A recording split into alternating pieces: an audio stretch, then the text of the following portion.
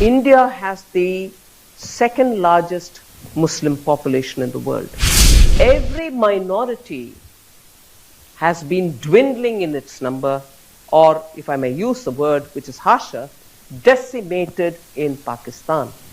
Across the board in India, if violence is happening to make Muslims get affected, itself is a fallacy as a statement. These reports have no clue of the law and order systems in India. I would rather invite these people who write these reports to come to India. I'll host. क्या निर्मला सीतारमण जी उनका हाथ पकड़ के बिल्किस बानो के पास ले जाएंगे, जिसके आंखों के सामने उसके परिवार को मार दिया गया, 5 मन प्रेग्नेंट औरत का रेप किया गया, उसके आंखों के सामने उसके 3.5 साल की बच्ची को मार दिया गया? क्या निर्मला सीतारमण जी हाथ पकड़ के उनके पास ले जाएंगी, बिल्किस बानो के पास? और उन जैसे rare of the rarest crime करने वाले लोग, कोर्ट ने इसको कहा rare of the rarest crime, ऐसे लोगों को यूपी गवर्नमेंट माफ़ कर दिया, इसको छोड़ दिया, और इसके गांव में उन लोगों को, ऐसे जानवरों को फूल के साथ स्वागत किया गया। क्या वो ये चीज़ दिखाएंगे उनको? क्या वो हाथ पकड़ के होस्ट करेंगे? मेरा सवाल यह है कि क्या वो हाथ पकड़कर जम्मू में जो 6 साल की बच्ची का जिन लोगों ने रेप किया, पुलिस के साथ मिलकर मंदिर परिसर में, क्या उन लोगों से ले आके मिलाएंगे? उस बच्चे के माँ बाप से मिलाएंगे उन लोगों को? उन्हें बताएंगे कि इसके साथ ऐसा हुआ? क्या निर्मला सीतारमण जी उसका हाथ पकड़कर उस 14 साल के बच्चा जो वो रमज़ान में मार्केटिंग करने, रोज़ा की हालत में 14 साल का बच्चा जो दिल्ली आता है और उसे सैकड़ों लोगों के सामने स्टेशन में मार दिया जाता है, क्या उसके परिवार से मिलाएंगे? और उन्हें छुड़ाने के लिए लोग जय श्री राम का नारा लगाकर कोर्ट में जाते हैं, उन्हें फूलमाला पहनाते हैं, क्या उनसे मिलाएंगे? क्या उस गरीब मजदूर जो मालदा का एक मजदूर, गरीब लाचार मजदूर आदमी जो अपने परिवार का पेट पालने के लिए राजस्थान में मजदूरी का काम करता था, ईटा बालू का काम करता था, उसके पीठ में कुल्हाड़ी से मार के उसे जिंदा जला दिया गया, क्या उसके परिवार से मिलाएंगे निर्मला सीतारमण जी? और ऐसे सैकड़ों मॉब लिंचिंग जो पूरे देश में हुए हैं, जो राइट्स हुए, क्या वो मुजफ्फरनगर के परिवार जिनका घर जल गया, जिनका सब कुछ छिन गया, क्या उनके परिवार से मिलाएंगे निर्मला सीतारमण जी? क्या? और ऐसे सैकड़ों लोग जो पूरे हिंदुस्तान में जिन लोगों को मॉब लिंचिंग के नाम पर और राइटिंग के नाम पर मार दिया गया, जला दिया गया, क्या उनसे मिलाएंगे? क्या जिन लोगों के घर यूपी में बुलडोजर से तोड़ दिया गया बिना किसी कानूनी प्रोसेस के, क्या उन परिवार से मिलाएंगे? उन बेघरों के परिवार से मिलाएंगे? या आज जो मस्जिदें तोड़ी जा रही है, जो वो हमला हो रहा है, जो मज़ार पे हमला हो रहा है, उनसे मिलाएंगे निर्मला सीतारमण जी? मेरा सवाल सबसे पहले तो ये है। बाकी जो तर्क उन्होंने दिया मैं उस पर आऊँगा, लेकिन सबसे पहले तो मेरा सवाल ये है, और मैं आपसे ये कहना चाहता हूँ कि इस वीडियो को आप लोग ज़्यादा से ज़्यादा शेयर करें।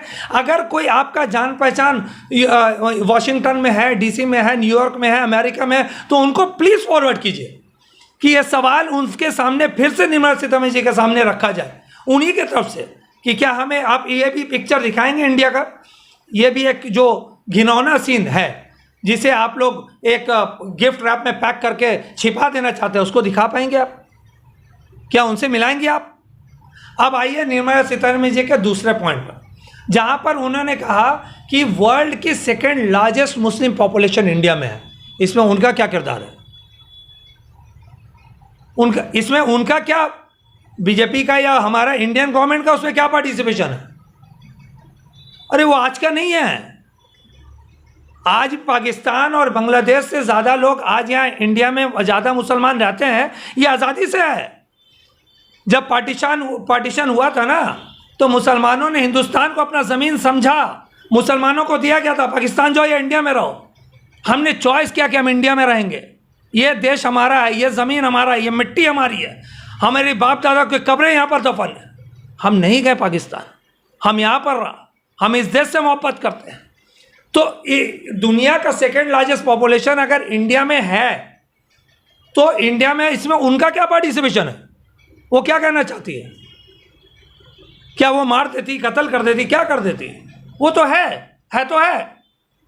अब आइए उनके तीसरे तर्क पे, जहां पर उन्होंने बोला स्पेसिफिकली नाम लेकर, हमें पाकिस्तान से कोई लेना देना नहीं है, लेकिन मुझे हमें पता है कि बीजेपी का एक एक नेता बिना पाकिस्तान का नाम लिए वो कोई भी इंटरव्यू नहीं दे सकता, बिना हिंदू मुसलमान बोले नहीं दे सकता। चलिए उनके ही तर्क पे आते हैं, इंडिया की बात करते हैं। सबसे पहले आज़ादी जब हुआ, अगर आप सेंसेक्स देखेंगे आज़ादी के बाद 1951 का जो फर्स्ट सेंसेक्स इंडिया का हुआ था, उसमें हिंदू की आबादी आपका 84.1%, यानी कि 30 करोड़ 50 लाख लोग हिंदू थे।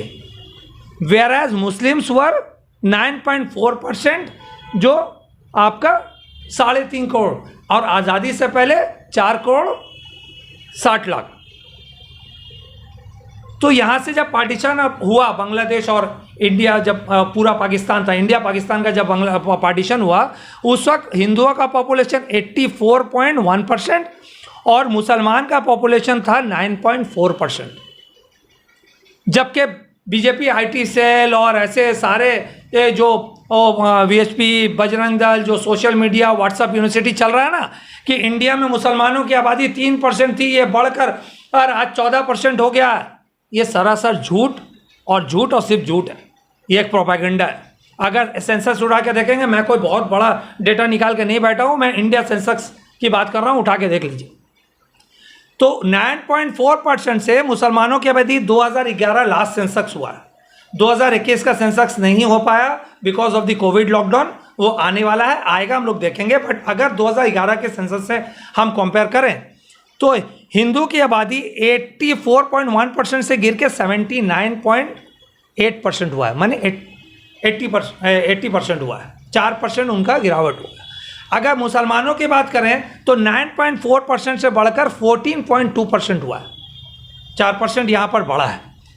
अगर इस रेशियो के हिसाब से 1951 टू 2011 कितना साल होता है? 61, 71, 81, 91, 2001, 2011, 60 ईयर्स।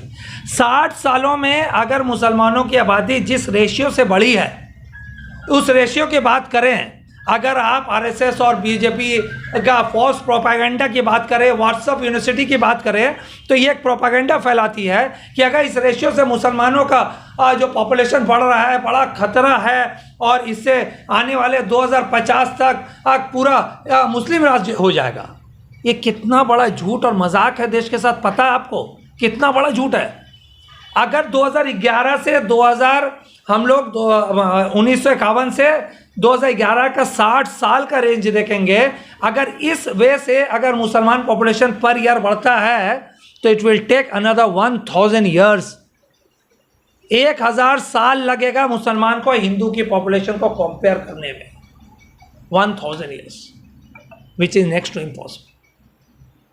लेकिन आज ये बात निर्मला सीतारमण जी वहाँ पर बोल के आई कि मुसलमानों का पॉपुलेशन इंडिया में बढ़ा। अब आइए इन कंपैरेटिव टू दिस, आप मेरे तक में कहेंगे कि देखिए हिंदू का पॉपुलेशन तो 84 से 80 हुआ, 79.8%, और मुसलमानों का पॉपुलेशन 9.4 से 14.2 हुआ, 4% बड़ा है। तो कंपैरेटिवली अगर आप पाकिस्तान की बात करें तो आज 1951 का सेंसेक्स उठा के देख लीजिए, पाकिस्तान का सेंसेक्स उठा के देख लीजिए, उस वक्त पाकिस्तान का हिंदू पॉपुलेशन 1.6% था। जबकि कहा यह जाता है कि 23 पर जो फॉल्स प्रोपेगेंडा फैलाया जाता है ना व्हाट्सएप यूनिवर्सिटी में, वो कहा जाता है कि 23% हिंदू थे जो घट के 1.6 हो रहा है। ये सरासर झूठ है। बहुत सारा रिसर्च, आप अगर जितने रेफरेंसेस उठा के देखना है देख लीजिए, बहुत सारे रेफरेंसेस मिल जाएंगे आपको गूगल में, उठा के देख लीजिएगा, आपका माइंड साफ हो जाएगा कि 1.6% हिंदू का पॉपुलेशन था। जबकि उस वक्त पाकिस्तान और बांग्लादेश सेम था, बांग्लादेश और पाकिस्तान सेम था। बांग्लादेश और जबकि पाकिस्तान और बांग्लादेश को अगर डिवाइड की बात करें तो बांग्लादेश में हिंदू का पॉपुलेशन पाकिस्तान से ज़्यादा है। लेकिन आज 2000 लास्ट उनका जो सेंसस हुआ था पाकिस्तान का 1998 में, उसके बाद उनका डेटा नहीं निकला है, तो वहाँ पर हिंदू का पॉपुलेशन है 1.6%। बांग्लादेश अलग होने के बाद बांग्लादेश मिला के हिंदू का पॉपुलेशन 1.6% था आज़ादी के बाद, और 1998 में सिर्फ पाकिस्तान का परसेंटेज है 1.6%। तो बढ़ा है या घटा है? क्योंकि अगर हिंदू मेजॉरिटी की बात करें तो पाकिस्तान से ज़्यादा हिंदू मेजॉरिटी थी बांग्लादेश में,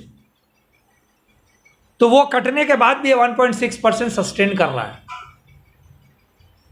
निर्मला सीतारमण जी ने एक एक बात जो भी कहा, अब आइए उसके लास्ट बात पे कि आइए ये देखिए इंडिया में इस तरीक़ा से कॉम्परेटली बढ़ा है, पाकिस्तान में घटा है। ये जो दुनिया के सामने ये जो पिक्चर और फ्रेम लगाने की कोशिश की 1951 से लेकर अभी का दिया ना, तो एक बात बताइए, इसी इश्यूज को लेकर आपकी बीजेपी गवर्नमेंट लगातार हमला करती है कि देखिए कांग्रेस ने, गांधी नेहरू ने हिंदुओं को सप्रेस करके हिंदुओं का पॉपुलेशन घटाया और मुसलमानों का पॉपुलेशन बढ़ाया। इसका कम्युनल पोलराइजेशन किया जाता है पूरे देश में वोट बैंक की पॉलिटिक्स में, और उसका पूरा का पूरा तोहमत कांग्रेस पे लगाया जाता है।